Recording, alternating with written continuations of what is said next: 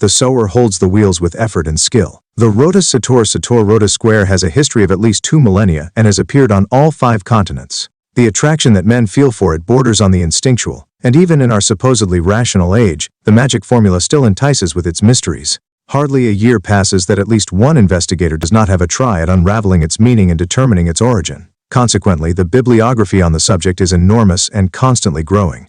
Despite this considerable effort, however, the matter remains sub iudice. My interest in the word square began in late 1969 when I sensed that the sator was Saturn and that the square transmitted a direct message concerned with sowing and reaping. In the spring of 1971, I began to speculate on it as a number square. Since then, many significant numbers have turned up and further word meanings have been deduced, all of which point to the MITHRAIC character of the formula. I now present these findings in the firm conviction that I have come upon the correct solution. I wish to express my gratitude to Professor T. Robert S. Broughton for carefully reading the manuscript and making helpful suggestions and corrections, and to Professors W. J. Verdenius and M. J. Vermaseren for seeing merit in my approach. My special thanks are due to 2 of my students, Mr. Henry Parker, who detected a crucial anagram, and Mr. Richard Frajola, who is responsible for much of the numerical analysis. Their contributions will be duly acknowledged in the course of the study. 030,000. XE, Kurosh. Τες 4 has. Κατήλαιο. Ένας αεξες. NTKS at EVP apoftehet. Wepa, PTAs. The Talisman from Thasos. My intention in this study is to propose a comprehensive resolution of the ROTAS SATOR enigma, in which I maintain the following points. The square is Mithraic, for the Mithraic triad is present, Saturnus Aeon, Sol Invictus and Mithra. The words of the square can be construed in several ways, 3 of which give meanings consistent with Mithraic thought. Besides the Pater Noster Ao cross, there are at least 4 other anagrams that have theological import. The square is fundamentally a number square from which the following numbers can be calculated. 666, 2520, 420, 430, 4 symbols are represented in the square, the cross, the triangle, the circle and the square, in addition to the omega symbolism. There are numerous indications of a connection between the magic square and Mithraism on the one hand, and the Apocalypse of St. John on the other. And in composing the square, the above numbers dictated the choice of the letter numbers. Consequently, the word meanings and anagrams were all the more striking as proofs of the Mithraic faith. In short, then, I shall argue that the ROTAS SATOR square was the product of the syncretic paganism of the Roman Empire. Before proceeding, however, we must lay to rest a ghost that has tended to hamper a solution to the mystery. We must cease assuming, as most have assumed, that the tenet cross within the square and the Pater Noster Ao cross is inherent in its 25 letters necessarily indicate Christian provenience. The fact is that in its many forms the cross was a pagan symbol, greatly predating Christianity. The Egyptian crux ansata was the hieroglyph for life that in Roman times became the symbol of the future life. The crux gemata certainly had wide currency. The cross was an Assyrian symbol. It was featured prominently in the cult of the Alexandrine Aeon. Crosses were probably tattooed, incised or branded on the foreheads of the priests of Isis and of Mithraic initiates. They appear on Mithraic monuments and are centrally displayed on the hosts in a representation of the cult's common meal. Even Jews used the cross as a symbol in antiquity. There is a well-founded theory that the cross was in origin the 4 spokes of the sun wheel removed from their mandala. Therefore, as a symbol, the cross was solar in nature and had universal appeal, although there is a possibility that the cross had been accepted as a Christian symbol in the 2nd century. There is equally strong evidence that it was not openly used by Christians or was considered more pagan than Christian. Sometime after Constantine, the crux quadrata, the crux capitata, and the crux commissa became symbols of the crucifixion, whereas the crux decusata was taken as the initial of. In the late 4th century, however, pagans still shared the cross with Christians, as with the cross. The characterizing of a masculine creator god as Father or Our Father was not exclusively a Christian preserve. Jews and pagans did this as well as Christians. Likewise, the use of the first and the last letters of the Semitic and Greek alphabets was a way of designating the beginning and the end among Jews, pagans, and Christians. In view of these considerations, it is permissible to look into closets other than Christian for answers to the origin and meaning of the magic square. A Pompeian graffito containing the word square provides a context that indicates the identity of the Pater Noster, Satran va s rotas opera tenet arerpo sator annos Satran veil. Since it came to light in 1936, scholars have dismissed the Satrain veil at the beginning and the end of the graffito as a mere hello and goodbye to a certain Saturnus or Saturnanus. Could not, however, Saturnus have been a form of Saturnus? There is but a transposition of the T and the U, and an intrusion of an A to make the word pronounceable. One might think it a misspelling, but as we shall see, it was probably written this way purposely. Satrain veil then may have been a prayer formula framing the square. The epithet satyr was particularly appropriate to Saturn, a deity intimately associated with sowing. In any case, he was certainly one of the gods whom Sator in a magic square would have brought to mind. Saturnus Cronus was the father god par excellence, being the genitor of both gods and men and of Jupiter Zeus himself. He was also addressed as Father and Our Father. Since the cross was a Mithraic symbol, the Saturnus of the graffito may have been specifically the high god of Mithraism, who was called by many names: Saturnus, Cronus, Saculum, Ion, and Zervanakarana. In the Mithraic triad, he was the principle of unbounded, that is, infinite, time. His iconography was varied. Sometimes he appeared as an old man with covered head carrying a sickle. As Aeon, he appeared as a young man or an old man sitting or standing in a wheel or holding a wheel. As Saturnus Aeon, he was the peculiarly Mithraic god who was represented with a lion's head and wings, and who was encoiled by a serpent. In this form he generally held keys, often possessed animal feet, and was at times marked on his body with signs of the zodiac, thunderbolts, eyes, and lion masks. There also appears to have been a combination of the Aeon iconography with that of Saturnus Aeon. That is, the winged or bestial god had the head of an old or young man, and Aeon with his wheel was associated with snakes. As a god of time, Saturnus Aeon was thought of as the beginning and the end. He had ruled in the Age of Gold and would come again to install the Saturnium Regnum. The sacred season for Saturn, Sol, and Aeon was the end of the old year and the start of the new. The Saturnalia or Chronia began on December 17th and probably lasted several days. The birthday of the sun was Dec 25th, and in Egypt that date was the Chronia, the birthday of Cronus. Similarly, in Alexandria the birthday of Aeon was January 6th. There was then a definite connection between the cults of Aeon, Saturn, and the Sun, and R. Petizoni and D. Levi have correctly shown that the three gods were in fact different manifestations of the same deity. That these gods were indeed those of beginnings and ends is also reflected in the fact that the first day of the week is Sunday, the last day Saturday. The last month of the year, December, was for the Romans devoted to Saturn, whereas Janus, who gave his name to the first month and whose festival was on January 9th, was a time and solar deity, and the model for our father time or the old year must be Saturn, whereas the young Aeon must be the model for the child who represents the new year. The T's at the ends of the tenet cross in the square are significant as symbols of the end, for Ta, the equivalent of T, was the last letter of the Semitic alphabet. It was commonly written as a crux quadrata or a crux decusata. Some scholars therefore have seen here indications of Jewish influence. If not origin, they refer to the Ta on the foreheads of the faithful in Ezekiel 9:4-5, and feel that the rotas of the square must be the wheels in Ezekiel. But the same alphabet was used by other Semitic speakers such as Phoenicians, Libyo-Phoenicians, and Syrians. For them too the Ta was a symbol of the end. The African Saturn, Baal-Hamon, was the national god of the Libyo-Phoenicians, and we know that the cult of the sun was particularly strong in Syria. An inscription from Tobna in Algeria dedicated to Sol Invictus has as its first letter a single X, which M. Janon has identified as either a solar symbol or the abbreviation of, that is, Saturn. It is an overlooked fact that the Chi stands for as well as for, as does for that matter the Chi Rho. The point is that with the close association of Saturnus Aeon and Sol, this X could well have been both a solar symbol and an abbreviation for.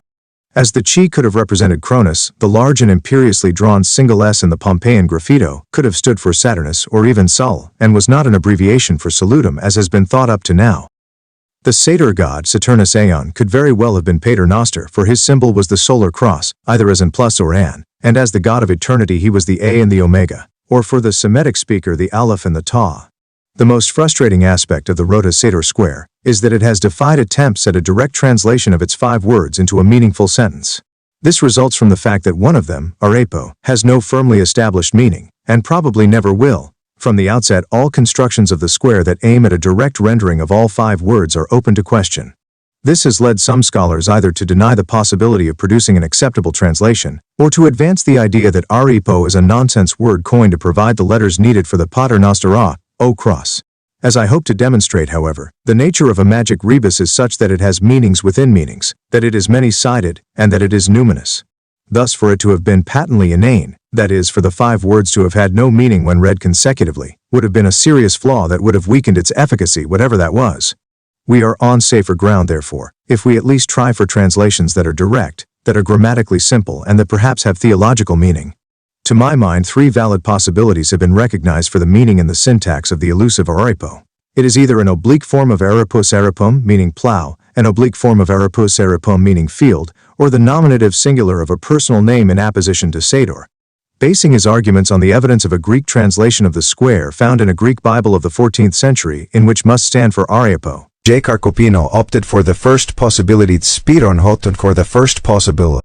He held that there must have been a Celtic word aripos from which the Latin word aripus was derived, and he cited scholars of Latin and Celtic languages in support of his stand. The Greek translation, however, does not ring true, for there are 3 accusatives, and the rogum alpha, which must render opera, makes the Latin the accusative plural of opus rather than the ablative singular of opera that is demanded by the context.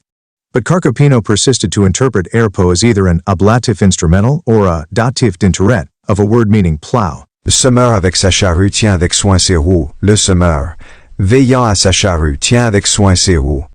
Carcopino expressed a preference for the second, and maintained that the very banality of the 2 interpretations was their strength. For to him the Rotas Sator square was nothing more than a vehicle for cruces dissimulatae. The more empty they were of theological meaning, the more hidden the crosses. But since the cross was a perfectly acceptable religious symbol, there was no need for dissimulation, especially before AD, when the Christians were not being persecuted. Carcopino's attempt to date the graffito to AD 177 was to say the least strained, and has since been effectively destroyed by Atkinson. In view of the questionable translation of the Latin by the anonymous Greek of the 14th century, the awkwardness of Carcopino's translations and their lack of meaning, plow does not, in my opinion, quite give a satisfactory interpretation of the square. The second possibility, field, is more promising for it, allows a meaning that contains an ancient religious image. Besides, the Latin word that is obviously close to aripus aripum, arapenis or arapenis, means half-acre, and the modern French word arpent stands for a measure of land. G. de Gerfagnon in 1935 proposed in passing that aripo was an ablative of place and offered this translation: Sur le terrain, le semeur mène avec soin sa charrue. Rotas here is taken as equivalent to plow. If, however, we take rotas as wheels, we get a meaning that contains an image of beginning and end. The sower guides the wheels carefully in the field. The Romans as early as the 1st century AD had wheeled plows. Some ancient plows, especially in Mesopotamia, were equipped with seed drills. It is true that there is no evidence for the use of a seed plow in Western Europe in antiquity, and that the latest ancient testimony for a seed plow dates from the 7th or 6th centuries BC, but could not somewhere in the Roman world of the 1st century AD, a combination of these cultural traits have existed? A wheeled plow with a seed drill? With a seed plow, the plowman worked the field first as an aerator to break open the earth, then with the seed funnel attached he as a sator planted the seed. A sator then had to guide or hold the wheels carefully, to ensure an even distribution along the furrows. But the Romans also had a wheeled harvesting machine in the 1st century of our era, and one may assume that it too had to be guided carefully along the rows of grain. Although both the wheeled plow and the wheeled harvesting machine are attested only for Gaul, they may both have been more widespread, especially in flat grainland. In all events, their existence was known in Italy. With these possibilities in mind, we have a translation that contains the ideas of planting and harvesting, the A and the omega of the vegetation cycle. Saturn was not only a god of sowing but also of reaping, for one of his attributes was a sickle. As long as the sower-creator Saturn worked diligently to keep the vegetation cycle going, his children would have their daily bread. Ancient bread was round and marked into sections by a cross, and the loaves found at Pompeii are marked to divide them into 8 sections so that they appear as 8-spoked wheels, which are sun symbols. The one unmistakable cross from Pompeii is a crux capitata on the wall of a bakery. This may not be a matter of chance or an indication of Christian presence, for there was a close connection between the cross symbolism of Sol and the provision of bread. If the crux commissa was a solar symbol in antiquity, then the T's of the tenet cross were all the more significant. The third possibility, that Aripo is a personal name, has been suggested by Gerfagnon, F. Haverfield, R. G. Collingwood and others. Aripo the sower guides the wheels carefully. Up to now one had to assume that the name was either coined or is unknown, which of course weakens the arguments in favor of this solution. But very recently J. Gwyn Griffiths has produced what seems to me a plausible explanation of the word as a personal name. It could have been derived from the Egyptian HRHP, meaning face of APIs. This interpretation is attractive because the name is Theophorus of a bull god, who was associated with Serapis. Both the role of the bull in Mithraism and the syncretism of Serapis with the sun and Saturnus Aeon are well attested. I am therefore inclined now to take this third possibility without, however, rejecting Aripo as meaning in the field. By this I suggest that both constructions could have been recognized, and that we have here a double entendre. An argument in favor of this wordplay is that the final O of Aripo would have a long and a short value. Vowel shifts were part of ancient magic and are found in the repetition of vowels in the Mithraic liturgy. A change in meaning as a result of a slight change in pronunciation would have heightened the mysterious nature of the square, and besides, 2 theological meanings are always better than 1.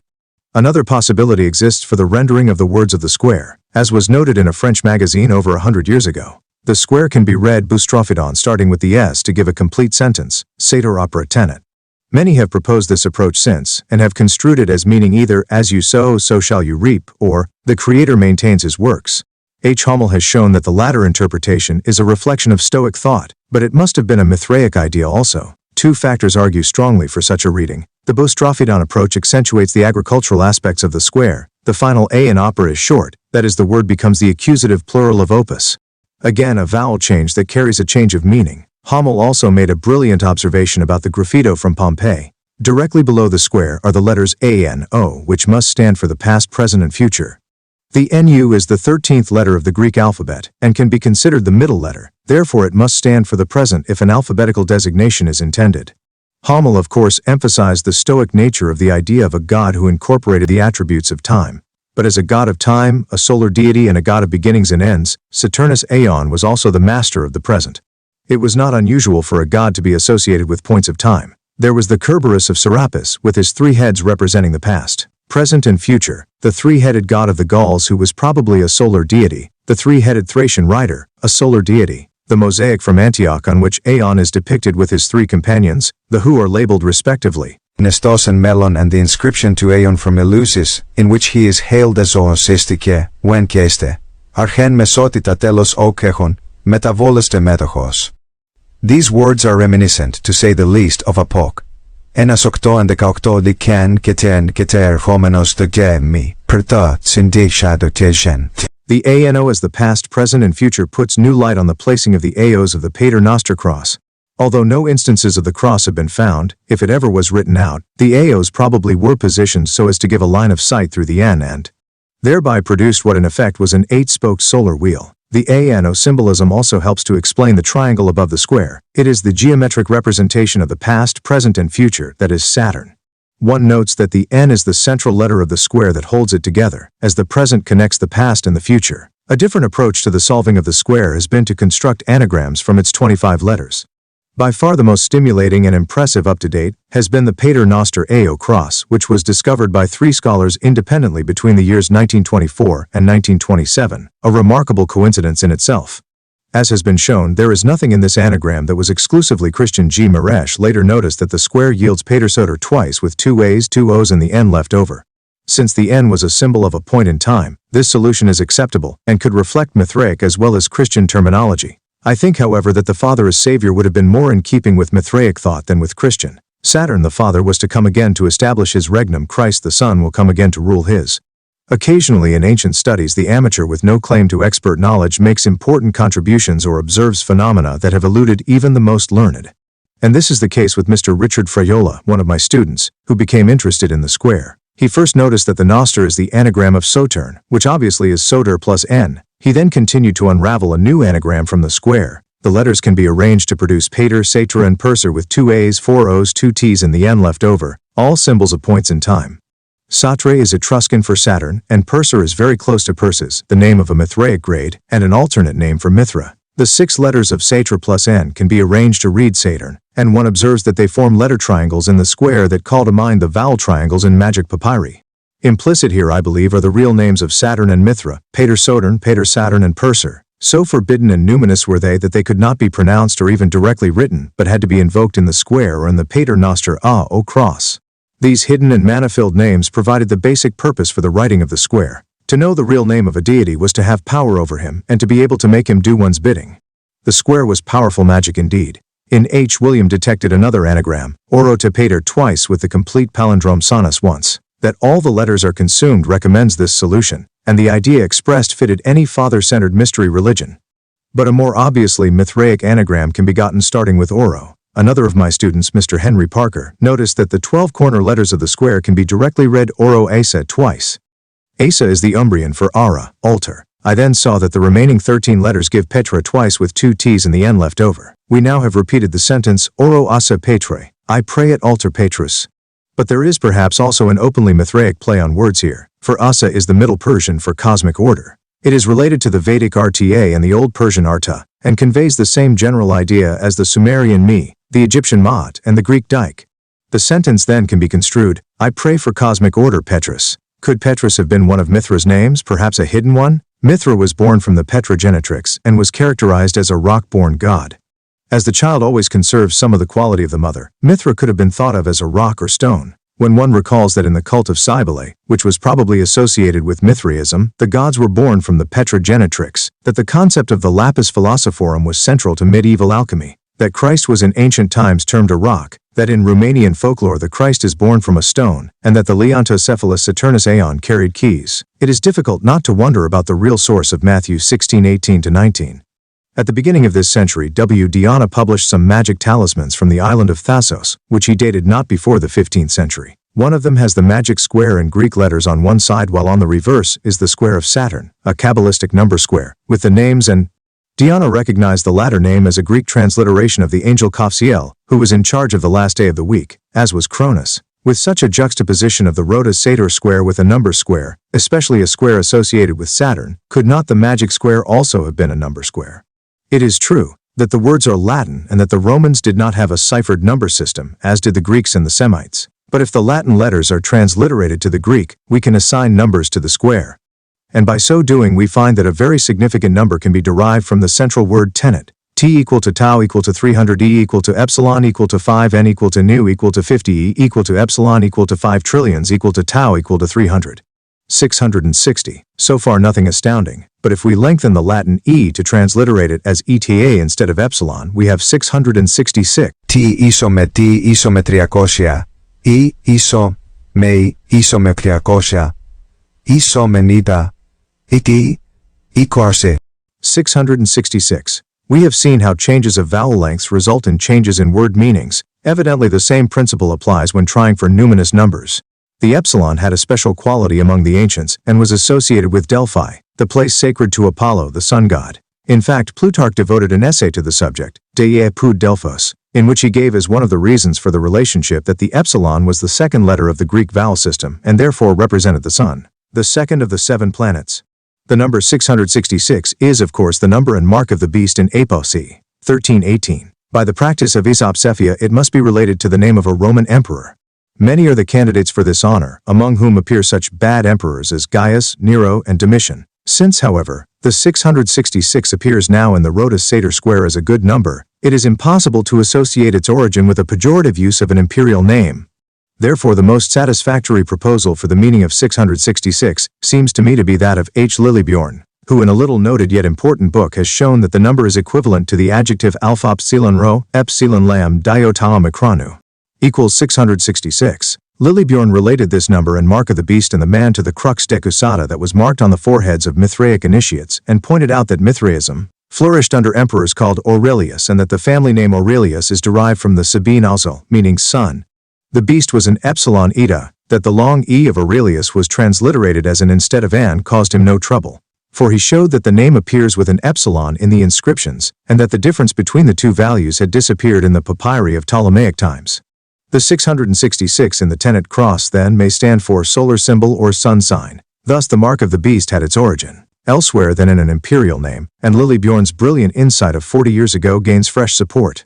Mr. Friola, who is not a classicist and is therefore unimpressed with the fact that the Romans did not have a ciphered number system, tried to get significant numbers from the square by constructing a system of values for certain Latin letters taken from the Greek and Hebrew ciphered systems. A equal to 1 Celsius equal to 3D equal to 4 E equal to 8 hours equal to 5/8, I equal to 10 L equal to 30 millions equal to 40 N equal to 50, O equal to 70 P equal to 80 R equal to 100 seconds equal to 200 trillions equal to 300 U equal to 6X equal to 60 Y equal to 10. He applied these values to the letters of the square to get a total for each word, and a total of all the words, 2,520. ROTAS equals 671, opera equals 256, tenet equals 666, arepo equals 256. Sator equals 671. In total, ROTAS plus opera plus tenet plus arpa plus sator equal to 2,520. Elsewhere than in an imperial name, and Lillebjorn's brilliant insight of 40 years ago gains fresh support. Mr. Friola, who is not a classicist and is therefore unimpressed with the fact that the Romans did not have a ciphered number system, tried to get significant numbers from the square by constructing a system of values for certain Latin letters taken from the Greek and Hebrew ciphered systems. A equal to 1 Celsius equal to 3D equal to 4 E equal to 5/8, H equal to 5/8, I equal to 10 L equal to 30 millions, equal to 40 N, equal to 50 O, equal to 70 P equal to 80 R equal to 100 seconds, equal to 200 trillions equal to 300 U equal to 6X equal to 60 Y equal to 10. He applied these values to the letters of the square to get a total for each word, and a total of all the words, 2,520 down. 2,520 is exactly twice the number of days that the two witnesses will prophesy in APOC. 11:3 It is also 7 times 360. 7 is the number of the planets, of the tones of the 7-tone musical scale, of the MITHRAIC grades, of the vowels of the Greek alphabet, of the days of the week, and of the Greek wise men is the number of degrees in a circle, the symbol of Ion, the number of days in the Babylonian lunisolar year, and the number contained in. Furthermore, the sum of Corax and Pater, the first and the last MITHRAIC grades, is 720, twice the degrees in a circle. If this A omega sum is added to the 2,520 of the square, the result is the same as the sum of the MITHRAIC grades when Saturn is used instead of Pater, Persis instead of Mithra, Leontica instead of Leo, and Nymphus instead of Criphius, 3,240. This sum equals 9 times 360. 9 is the number peculiar to Saturn, for the Kabbalistic square of Saturn is constructed of the numbers from 1 to 9. It is also of numinous character since it is the number of months in the human gestation period. Mr. Frodula then applied his numbering system to the Sautrain Vale of the Pompeian Graffito, with remarkable results. In APOC, 11:242 is the number of months that the Gentiles will tread the holy city underfoot. It is also the number of months in 31 years. 31 days appears in APOC. 11:9 and 11. The need for an extra one in the vocative of Saturnus to get 666 explains the strange spelling of the name. Had the A1 been simply inserted between the R and the N, the name of a man Saturnanus, not of a god, would have resulted. Consequently, the U had to be transposed to the first syllable. Between the A and the T, the inserting of an extra letter in the name of a god appears elsewhere in Mithraism, for it is reported that equals the number of days in the solar year. It must be noted that the E is deficient in both instances of Sautrain and the lay is absent in the first veil. I suspect that these letters were originally written but that they have disappeared in the course of centuries under the earth. Mr. Frajola also noticed that 666 can be derived by the simple arithmetic process of casting out nines from the sums of the individual MITHRAIC grades. Orax tortra tritra, ad trishri, 490. Criphius, quatortar, acerturin, ifter, forter, sixturien, wadisterto, mith 42, 40. Wake forter, itsesino. Equal to 18-0. And I have observed that one can get 666 by casting out the nines from the horizontal and vertical sums of the Saturn square. It might be objected that the casting out of nines would not have been so clearly understood before the introduction of Arabic numerals. To this it should be pointed out that the Greek and Semitic systems are positional and decimal, that the ancients knew well the relationship between 1 to 10, 100 to 1000, 2 to 2200 to 2000, etc. And that we tend to conceive of numerical relationships within the framework of our system, whereas peoples using other systems could have come to the same results as we do by slightly different routes. The number of the beast is also basic to the square of the sun in the Kabbalah, which is made up of the numbers from 1 to 36 arranged in 6 rows of 6 numbers each, so that the rows and columns add up to 111 vertically. Horizontally and diagonally, consequently, the sum of all numbers is 666. Van den Berg van Eysinga has identified the number as a triangle sum. 666 is the sum of all numbers from 1 to 36, which in turn is the sum of all numbers from 1 to 8. Lillebjorn has masterfully demonstrated that the whore of Babylon seated on the beast in APOC 17:3 must have been modeled on the Tauroctonus Mithra. Since 666 is a triangle number whose base is 8, it is significant that the number of the beast upon whom the whore of Babylon sits is 8, Kappa Alpha Alpha Tau Sigma Tau Iotanu. Again, Mr. Frajola made important observations. First, the 4 consonants about the central N of the square add up to 360. Therefore, we have a literal Celtic cross in the square. Second, the 4 consonants at the corners of the square totals 600, which is the number of years in the used by Berossus in his chronology. If, as Mr. Frajola saw, we multiply this number by his A number, 720, we get an amazing result, 432,000. This is the total of years ruled by the 10 antediluvian kings of Mesopotamia according to Berossus. But as I realized, this number can be gotten by 2 independent calculations without going outside the square. First, if the sum of the t's is multiplied by the sum of the circle letters PRRP, we get 432,000. Second, the O has a long and a short value that is represented by 2 letters in Greek, the omicron which has the number value of 70, and the omega which is 800, a fact overlooked by Mr. Frajola in constructing his number system. The sum of the 4 O's then can be 3,200, which for the numerologist can be used as 32,000. The 4 A's equal 4, which can be considered 400,000. By adding the 2 higher values we get Berossus's number. This sum is 3 times the 144,000 that is the number of the children of Israel who are sealed in APA-C. 7, 4, 1/5 the 2,160,000 years that Berossus gives as the age of the world, and 1/10 the 4,320,000 of the Indian cosmic cycle. The 2,520, which is the sum of all the letters of the square, can be also derived in more than one way. The 4 e's plus the n form n across within the 10 across. The value of this cross is 70%. If the 7% inherent in the 70 is multiplied by the 360% of the PRRP, the product is 2,520. Thus the 9 central letters equal all 25. A third way that this number can be got from the square becomes apparent when we realize that the Latin t can be transliterated by the Semitic teth, which has the value of 9. The 4 t's of the 10 at cross then can be recognized as 36. By multiplying this number by the 70% of the in a cross, we get 2,520. The 9 letters of the 10 at cross equal all 25% of the square. Still another number, one with astronomical import, can be computed from the square by more than one independent calculation. For its factors, 360 and 432 are present. The precession of the equinoxes is in round figures 50 a year, therefore it requires 72 years for a displacement of 1 and 25,920 years for the heavens to pass through 360 to return to their original position. By multiplying the 6 for the RSSR by the 12% of the TT we get 72, which we can then multiply by the 360 of the PRRP to get the astronomically accurate great or Platonic year. Or we can multiply the 60% of the RSSR by the 432 of the irreparable 0,00000 to get the same result. The possibility that this number was programmed into the ROTAS SATOR square means that the precession of the equinoxes may have been accurately known more than a millennium and a half before Newton calculated it at its exact value in the 17th century. It is a sobering thought that the vaunted Greek science may not have arrived at the correct value, whereas Chaldean astrology may have had it exact, and that through most of the period of Christian domination the number may have existed hidden in what was considered black magic. One final number. If we multiply the 600 of the RSSR by the 30,600 of the PRRP, we get 2,160,000, the VNPO sigma PWV of Berossus, or we can multiply the 600 of the RSSR by the 3,600 of the TT to arrive at 2,160,000. In this way the 8 peripheral consonants can be calculated to equal Berossus's age of the world. In view of the significant numbers that may be computed, all of them more than once, I believe that it is safe to propose that the square is basically a number square that should be read as follows. When Mr. Frajola created his values for certain Latin letters, he apparently did what the Latin speakers must have done to provide themselves with a vehicle for their Kabbalah. He borrowed the values of the existing Semitic and Greek ciphered number systems. Such a new system was certainly much more flexible than the parent systems, for many Latin letters must have had both Semitic and Greek values. For example, the U not only had the value of 6 from the Wa, but also the value of 400 from the Nu. The Y not only was 10 from the Yod, but also 400 from the NU. The T not only had the values 309 from the Tau and the Teth respectively, but also the value of 400 from the Ta. The C not only was 3 from the Gimel and the Gamma, but also 20 from the Kappa and the Kaf.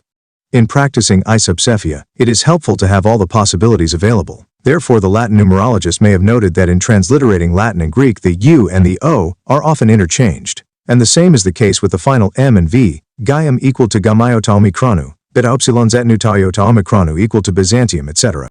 In the latter case the Mem and the Nun in the Semitic alphabet, like the Mu and the Nu in Greek, shared the middle spot, lending an ambiguity to the letters that would have supported their sharing values. It is possible that in his Latin ciphered system the U may have had the values of 6, 70 and 400, and that the M may have been both 40 and 50. The number of the beast and of the tenet then could have stood for an adjective meaning solar without recourse to the Greek.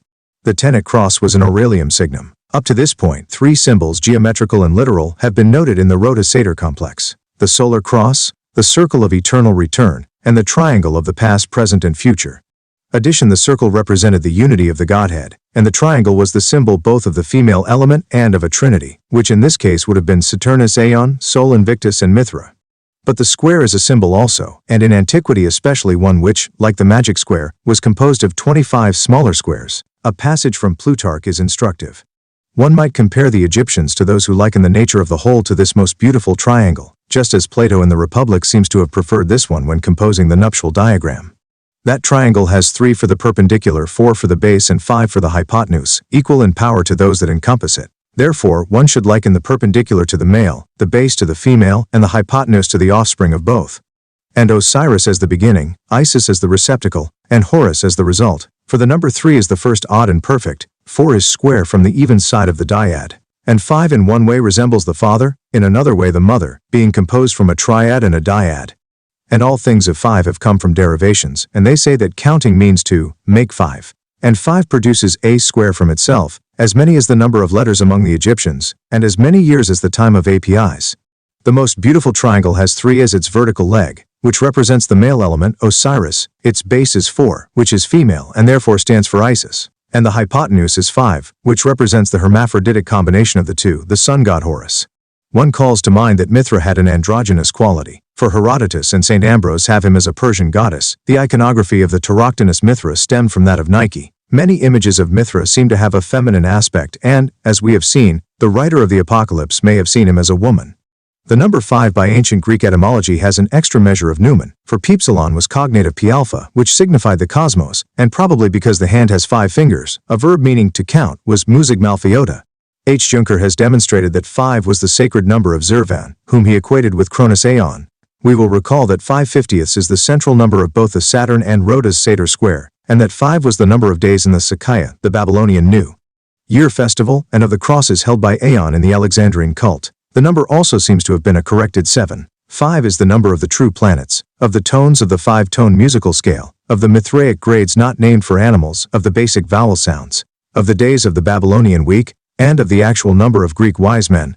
That the square of the hypotenuse equals the sum of the squares of the other two sides gave 25 a special quality. What, however, the MITHRAIC connotations of the alleged fact that there were 25 letters in the Egyptian alphabet is at this point impossible to surmise. But that the API's bull had a maximum lifespan of 25 years has a meaning within a MITHRAIC context. For that length of time was an API's period within which the phases of the moon fell on the same day, and the moon was the planet of Apias, Isis, and Mithra. A square of 25 equal squares as the sum of the masculine square of 9 units and the feminine of 16, was in itself full of mana and symbolized, I would think, a totality. Interestingly enough, the number 25 stands at the center of the Venus square of the Kabbalah. 4.5 decades ago, E. Peterson observed that in the Iranian Chaldean theology, there was a 4 in one God, and that the Greco-Roman theologians identified gods with the 4 seasons and spoke of the unity of the 4. And more recently, R.C. Zainer had this to say about Zervan. The supreme god of the Zervanite Zoroastrians was conceived of as tetramorphous, comprising the 4 hypostases of time, space, wisdom, and power. As the triangle is the obvious geometrical expression of a trinity, a square is the symbol of a quaternity. Mithraism, like Christianity, could well have recognized the female. Isis was the mother of the sun god Horus. The cult of Cybele was somehow attached to Mithraism, and the locus classicus for ancient syncretism, Apuleius Metamorphosis She 5, equates Isis with the Magna Mater. Was then the ROTAS Sator square itself a symbol of a 3+1 quaternity, the Saturnus Sol Mithra triad plus the Earth Mother? Or perhaps it was the representation of a 3+1 quaternity in which Arimaneus, the Iranian god of darkness and the principle of evil, was the 4th person? Another possibility, suggested by Plutarch's statement that the 4 is composed of 2 dyads, is that the square was the representation of a 2+2 quaternity, male and female, good and evil. It is not beyond belief that there was an element of quaternity in Mithraism, for, although the cult's initiates were all men, they certainly did not ignore the female and, as followers of a religion that had its roots in Iranian theological speculation, they must have deified evil. Be that as it may, the square was an appealing symbol in antiquity, for even the writer of the Apocalypse used it for the shape of the Christian cosmic city whose walls measured 144 ells. Αιτ πόλης τετράγωνος σκέτε. Κακ, εμέτρησεν τέτεχος άγτες, όκατεν 4,4 πύχεν. In contrast, the Iranian cosmic city was circular. The analogies between Mithraism and the ROTAS Sator square on the one hand, and the Apocalypse of St. John on the other are, as we have seen, striking and many. Lillebjorn, to his eternal credit, has pointed the way, and in an excursus to his book has illumined the subject by detecting many more similarities between the last book of the New Testament and Mithraism. 2 instances in particular must be mentioned, for they strengthen my case. Like Saturnus Aeon, the Christ holds the keys in Apa c. 118, Kappa Alpha Chi Omega Tau Kappa Lambda Epsilon Tau Omicron, Alpha Tau Omicron Epsilon Kappa Omicron Delta. And the beast from the sea in Apok. The Katria may have had as its model the MITHRAIC high god Kathethithirion Phon Egdon en Emion Pardali. Kachod Bodes Adetoetes Arctu. Kakti. Stoma Adetoets. Stoma Leodos Kach. Edoken Adoter. Drakon ten dinamin akoto. Many of the attributes of Saturnus Aeon are here: the mouth of a lion, the animal feet, and the serpent. The leopard-like quality of the beast, I believe, was due to the fact that the god was often covered with signs of the zodiac, lion masks, thunderbolts and eyes, and therefore possessed a spotted appearance. The beast from the sea, the beast from the land, and the woman seated on the beast then, may all have been based on MITHRAIC iconography, symbolism, and numerology. In recent years, attempts have been made to analyze the problems of constructing the ROTAS SATOR square. Hugh Last, Duncan Fishwick and C.D. Gunn have shown that it was a very difficult task to arrange the letters of the Paternoster A.O. cross into a square that would render meaning when read in all directions. There are just too few 5-letter words in the Latin language that contain the letters of the cross, and that are either complete palindromes, or give recognizable words read forwards and backwards. But if the square originated as a number square, the very numbers to be programmed demanded the use of a limited supply of letters and imposed a certain order on them. Consequently, I reconstruct the composing of the square as follows. The MITHRAIC numerologists probably were long familiar with the Saturn square and the square of the Sun. Since these squares contain 666, that number from the very outset possessed a high degree of numen. And previous to making the square, the Ignoti Numerologi had worked the 7 MITHRAIC grades to get the first and the last names to add up to 720, to have the sum of all the names to come to 520, and to arrive at 666 by casting out nines. In practicing isopsophy, they found that Aurelium, Apian and Tenet equaled the number, an astounding discovery for believers in what was essentially a Sonnen religion, since an adjective meaning solar had the same number as a word that could be written twice to form a solar cross. For reasons explained above, the T's, the E's and the N added to the mystery. It is also a fact that the only 5-letter complete palindrome from which one can get 666 is Tenet. The numerologists saw immediately that the 4 T's gave them 1,212ths, and that the NA cross was 77ths. By adding the letters for 360, they introduced the name and number of Mithra, produced a Celtic cross, and had the factors to compute 2,520 and 432,000. One of the few ways to get 360 in 4 letters is PRRP. The numerologists certainly already knew that A plus OO was 432,430 seconds, and the positioning of these letters was almost automatic. All that was lacking to complete the square were 4 letters that equaled 66. By this time, the choice of RSSR was unavoidable. With this store of numbers based on the Babylonian sexagesimal system, the accurate great year and the age of the world were easily calculated.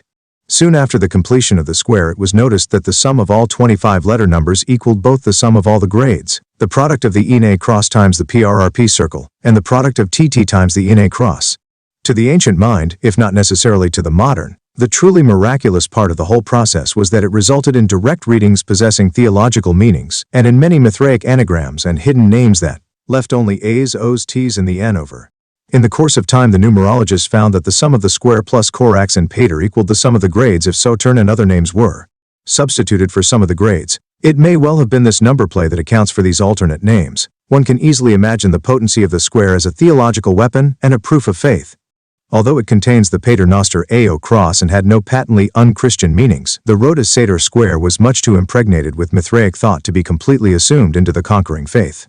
Much of it had to be, apparently with good success, dropped down the Orwellian memory hole. It remains to comment briefly on the where, the when, and the who of the square's composition. There are, I believe, 3 possibilities for the locus of its origin: Gaul, Egypt, and Italy. Carcopino argued for the first on the grounds of the supposed Celtic etymology of Arapos Arapom. But as Atkinson has pointed out, Arapenis, on which the Celtic origin of Arapo depends, may well be Italic. That both the wheeled plough and the wheeled harvesting machine are attested for Gaul, however, strengthens the argument for Gaulish provenience.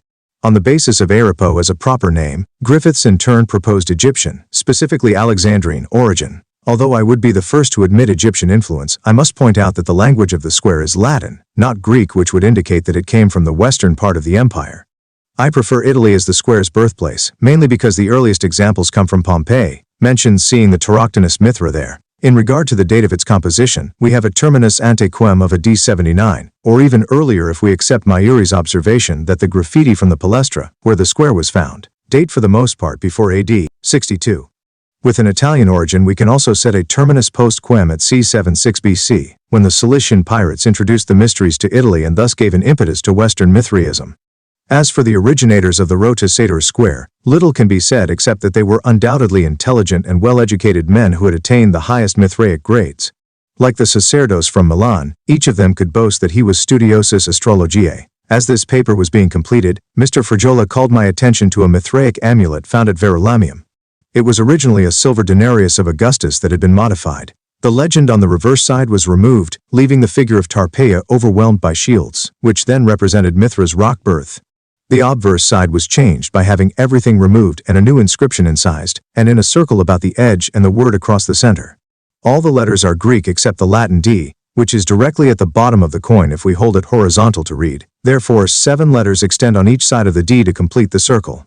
The first question to come to mind is what the Greek word for mind is doing in company with the names of 2 Persian gods. A logical answer would be that, if only obliquely, it too represents a deity. It could not have escaped the ancients that the Latin equivalent of mens is very close to the names of certain gods, Minerva, the Phrygian men, and the Egyptian men. I believe, therefore, that is in fact a name for either men or min, or even both. Men was a moon god who appears in Mithraism as Men himself or as Attis Minotyrannus. The Egyptian Min, on the other hand, was associated with the sun god Horus. Whatever the meaning of Furhoetanu, the strange combination of words suggests that number magic may be present. By giving the Greek letters their recognized number values, Mr. Fraiola came tantalizingly close to 2,520 when he added them up, 2,437. Working with the numerology of the charm, I then realized that significant numbers can be gotten if the values of the Latin ciphered system were applied to the Greek letters. Both the R and the P are transliterated in the Semitic alphabet as Resh, which has the value of 200. By using this value for the P in Furhoetanu, and by using the 40% value for the N, we get very close to the desired number. This sum breaks down to 2 numinous numbers, 2,520 and 7, but there are other possibilities. We have not as yet used the D because it is a Latin letter. If we consider it as a delta, 4, and at the same time give the H's the value of 5, we get 2,525. This sum in turn breaks down into either 2,520 and 5 or 225 feet. The D as a Roman numeral has another value, 500, which the numerologist would not have hesitated to use as a 5. If, then, we include the D as a 5 and return the H's and the N to their respective recognized values of 8 and 50, we get 2,542. This sum can be thought of as 25 and 42. The Latin D was not used by the fashioner of the amulet from lack of knowledge, as has been suggested, but was instead purposely employed to allow it either to be ignored, or to be included as a delta, or to be considered as a Roman numeral. One may now ask if there are anagrams in the 19 letters and what kind they would be. Since the inscription contains divine names, it would be logical to expect names of deities, either attested or secret. In one unscrambling I get Omegar Hophieta, Rho Theta Sigma and Rho with A and A in the D remaining. In a second anagram I get, and with A and A left over. In the first anagram the secret name of Serapis with a feminine ending suggests hermaphroditism, the Cappadocian Ma represents the female element, the Egyptian Seth is the principle of evil, for he is the adversary of Osiris and Horus and the wellspring of confusion, and the Egyptian Min-Ra is the sun. We can be sure that the Mithraic theologians would have made much of the hidden names of Serapeus and Orpheus being anagrams of each other. In the second anagram, the presence of the secret names of Hermes and Aphrodite, with the same endings, lends more than a hint of androgyny, whereas the Phrygian men represents the moon. Of course, men and min in these anagrams support my proposal that the stands for both deities, but what are we to make of the leftover letters, for they do not represent points of time like those in the square. I would think that they keep their number quality. In the first anagram we have the option of disregarding the D, since it is a Roman numeral. Consequently, the residual numbers in both anagrams are the same, Rho and Sigma. As the S and the Sigma are transliterated into the Semitic alphabet as Shin, which is 300th, both the Sigma and the Rho have 2 values. By adding the possible combinations of these 2 value letters we get the following results. We have calculated what are essentially the proportions of the sides of the most beautiful triangle. In addition to the obvious circle symbolism then, there is a number triangle in the charm. One last observation. In the same way that the 25 letters of the magic square equal the number of years in the lunar cycle of the Egyptian solar calendar, the 19 letters of the amulet equal the years in the Metonic lunar cycle of the Babylonian lunisolar calendar. The analogies with the ROTAS SATOR square are complete. The amulet from Verulamium is in every way the square's circular counterpart. The sewer holds the wheels with effort and skill.